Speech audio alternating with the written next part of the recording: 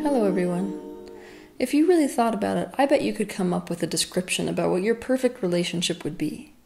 Your conscious perfect relationship would look something like a supportive and loving relationship where someone's able to be emotionally intimate, where you're able to have fun with that person.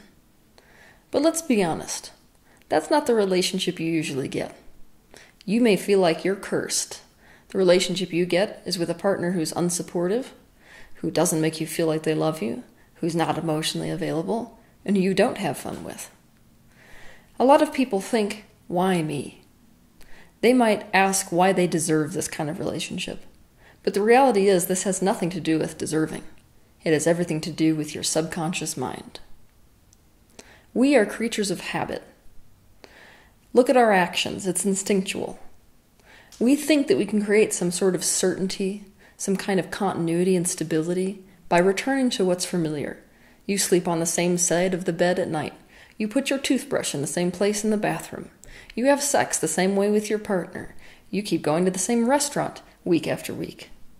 This is an instinct that exists within you that works against us when it comes to relationships.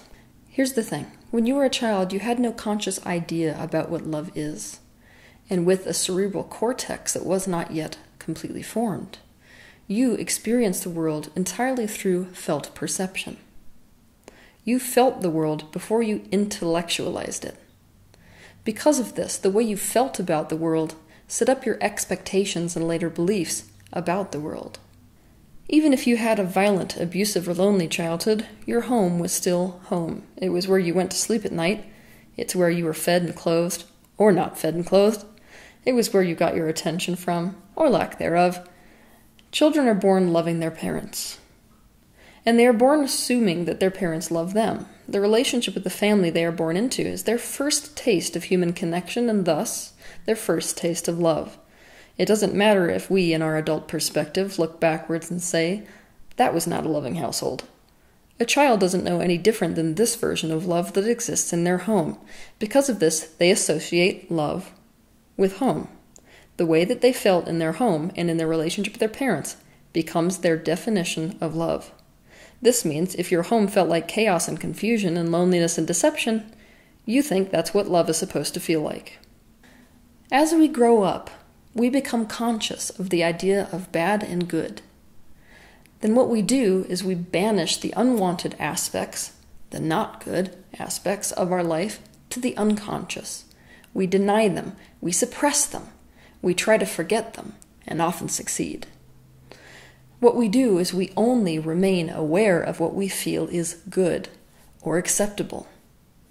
This is an issue when it comes to love. It means that we consciously, as we grow up, come up with an idea about what good thing love is supposed to feel like. And that means that we banish the idea, the negative emotions, of what love actually feels like to our subconscious mind to the subconscious. We create a rift between our conscious definition of love and our subconscious definition of love. Consciously, we know love should feel loving and supportive and open and trusting. Subconsciously, we know love should feel unloving, unsupportive, constrictive, and fearful. On a conscious level, we think we are going after the partners who will make us feel that conscious definition of love. But our subconscious mind, the one that is in charge of our instant biochemical reaction to someone, which is much more primal and much more in charge of our emotions, only allows us to become attracted to someone who fits its definition of love. Your mind will link any associations that you have with home to what love is supposed to feel like.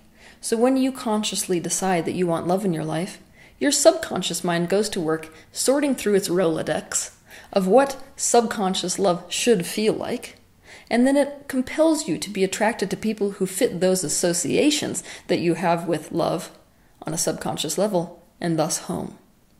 Your subconscious mind takes you back to your childhood home. So this is how it works. If love equals home and home equals abandonment, then love equals abandonment. Let's say that when you were growing up, you were born to an alcoholic father and an enabling mother. Home to you felt like anxiety and it felt like crisis. You were always trying to avoid your father's raging hot temper, and you felt like nothing you could do was right. To some degree, everyone's focus was on your father, and so you were ignored whenever you were not being yelled at. You felt lonely in your childhood home. You wanted to run away, but you didn't know how. When you grow up, even though you consciously want a partner who is there with you and who is kind and gentle and who makes you feel complete inside, you keep ending up with partners who make you feel anxiety. Life with them is one crisis after another. You are drawn to people who at first seem cool and collected, but who turn out to have extremely hot tempers. They ignore you when they aren't yelling at you. To some degree, you feel immeasurably lonely and want to end the relationship, but you don't know how. The thing is, despite your suspicions, it's not that all men or all women are this way. Something else is happening entirely. You meet plenty of women or men who are loving and who could make for great supportive partners who seldom, if ever, get angry. But when you meet them, you just don't feel that spark. Your subconscious mind says, "This is not what love feels like, so I don't think it's love." Whereas when you meet someone and your subconscious mind senses that they are an unstable person with a hot temper who is emotionally distant, it says, "Ah, this feels familiar. This feels like love. It must be love." Your subconscious mind, compelled by instinct, takes you right back to your childhood home in the same way that without your conscious notice, it compels you to sleep on the same side of the bed at night. And 3 months later, you're kicking yourself, asking why me. So we're going to do an exercise. I want you to take out a piece of paper, and at the top of that paper, I want you to write the word home. And then I want you to list every association that you have with home. Now we know that most of us, unless we had really unhappy childhoods, feel positive and negative towards the idea of home. But it's not the positive associations with home that are causing us pain in our relationships. It's the negative associations. So think about how you felt, especially in terms of negative, towards your home environment and towards your relationship with your parents. Did you feel as if you were lonely growing up? Did you feel as if no one heard you or listened to you? Did you feel scared? Think about emotions, as well as things that happened in your childhood home, in order to compile this particular list. I want you to especially write down all the negative feelings you can remember and negative associations you have with being in your childhood home and in your relationship with your parents, primary caregivers, and siblings up until you left home. When you finish this list, go ahead and cross out the word home and write love in its place. You are looking at your subconscious definition of love. Do your relationships make a little bit more sense? So you know I can't stop there. It just so happens that I found a process that made me laugh so hard this week that I had to share it with you. There's a woman who's a revolutionary psychologist and self-help author who's famous mostly for her work in relationships in the 90s. Her name is Barbara DeAngelis. Now what I found out is that this woman, in some of her seminars, would have people do what's called a want ad. And this is a super hilarious exercise, so I want you all to try it at home. Basically, the exercise goes like this. You've all seen those ads in the newspaper, the ones advertising for wanted relationships. They go a little something like this. Wanted, sensitive, caring man or woman who is capable of a deep relationship. Sense of humor is a must. I'm looking for someone who is successful but not a workaholic, and someone who's emotionally available. If you are honest, healthy, trustworthy, and ready for a commitment, then I'm the one for you. Call 676-334-2123. However, if you were to match your emotional wants ad with the partners you actually receive, it's as if your want ad in the newspaper must have read something like this. Wanted. Self-centered, insensitive man who is incapable of a deep relationship. Seriousness and no sense of humor is a must. I'm looking for someone who is dead broke regardless of how much he works, and you must be emotionally unavailable. If you are dishonest, unhealthy, untrustworthy, and afraid of commitment, I am the one for you. Call 676-334-2123. So obviously, as we see in this exercise, what our conscious minds say we want and what our subconscious minds say we want are two entirely different things. So take out another sheet of paper. On this paper, I want you to list the names of every significant relationship that you've had in your life. These are partners which you felt a deep connection with, who you think you might have been in love with. After you write down their names, I want you to think of all the negative traits, the negative qualities about those particular partners, as well as the negative things that occurred in the relationship.